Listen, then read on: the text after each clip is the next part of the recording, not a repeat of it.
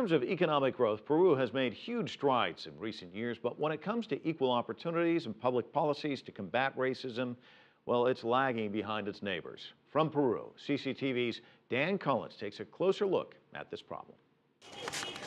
What does it mean to be black in Peru? By and large, it means you're poor, badly educated, and have limited job prospects. Peru has halved poverty in the last decade, but for some groups, like Afro-Peruvians, life has scarcely improved. And many black leaders in Peru say the government is to blame. If you ask me how many public policies and affirmative actions the Peruvian state or the recent governments have generated, I can tell you, absolutely none. We are invisible in all areas. They're doing a couple of things, but it's simply not enough.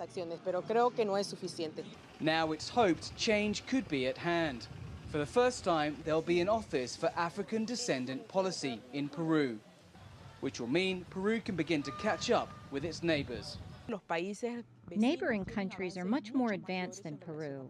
Colombia, Brazil, Bolivia, Ecuador already have, for example, specific and specialized data about their African-descended population. Peru doesn't have that. As much as 10% of Peru's population of 30 million claim African heritage. Less than in Colombia, but more than in Ecuador and Bolivia. But African Peruvians are scattered throughout the country, and no one is exactly sure how many there are. Without that data, African Peruvian leaders say they'll continue to be an invisible minority. The government is putting forward a nationwide specialized survey of African Peruvian population, and that will give us a proper idea of how many African Peruvians there are, where they live, and what conditions they live in. In Chincha, just south of Peru's capital, Lima, the descendants of African slaves who worked on the plantations here celebrate.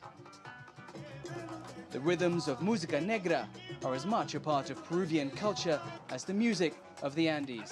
African Peruvians are celebrated for their dancing and music. While they're incredibly proud of their roots and culture, they want to have more recognition and more opportunities in other spheres. They want to play a bigger role and have a bigger stake in the future of their nation.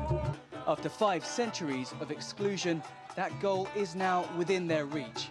Dan Collyns, CCTV, in Chincha, Peru. The Colombian government is trying to negotiate an end to more than 5 decades of fighting with leftist guerrillas. We'll have details on a project aimed at assisting